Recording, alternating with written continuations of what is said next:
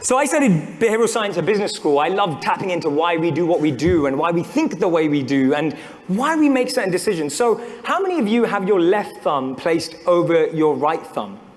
So in some parts of behavioral psychology, that means, keep your hands up, that means that you're extremely, extremely intelligent, right? You can look around and check with the people next to you. You can verify with your colleagues, see if that's right. I did do that for a reason, not just get you to all look silly. We did that because so much of our lives today are separate, disconnected. We have left and right, black and white. We have things that we love to do. We have things that we have to do. We have things that we look forward to and can't wait for. Then there are things that we wish we quite frankly never had to do. And then we have this thing called work. Then we have this thing called life. We have this thing called family. We have this thing called friends. And this constant disconnect, disharmony in our life creates more and more friction within ourselves, within our organizations, and then eventually the wider community and even the world. Mindset 2 is a bit more about how much we have to unlearn about ourselves. How many of you have ever been told by your boss that you're too slow?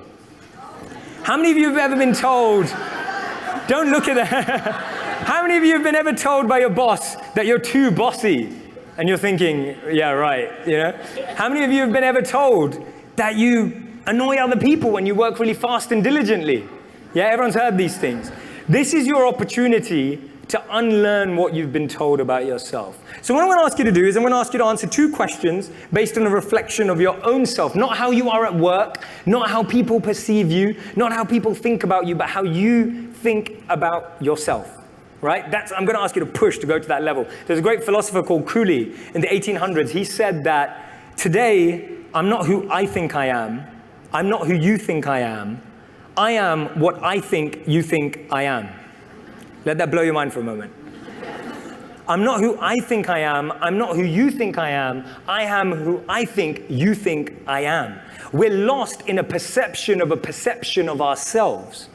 So our image of ourselves is made up mostly by what people think of us. If people think you're outgoing, you're more outgoing. If people think that you're someone who likes to be the front of the party, you behave that. We interact, we almost act as method actors, creating an image in society. So what I'd love for you to do is I'd like you to choose whether you believe you're more outgoing as a person or more reserved. And I'd like you to choose for yourself. If you're outgoing, I want you to head to this side of the room. And if you're reserved, I want you to head to this side of the room. You can choose now, and you can't be in the middle. I'll tell you why. One of the greatest challenges that organizations have faced over time is that people have started being engaged in the wrong places.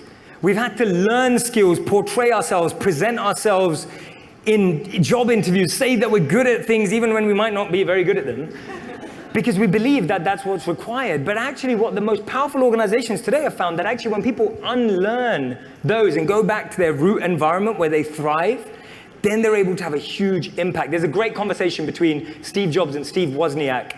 And Steve Wozniak looks at Steve Jobs and he said, you know what, you're not a coder, you're not an artist, you're not an engineer, you know, you're not a technology guy, what do you even do? And Steve Jobs, in his usual Steve Jobs way, says, musicians play their instruments, I play the orchestra. And I love that line.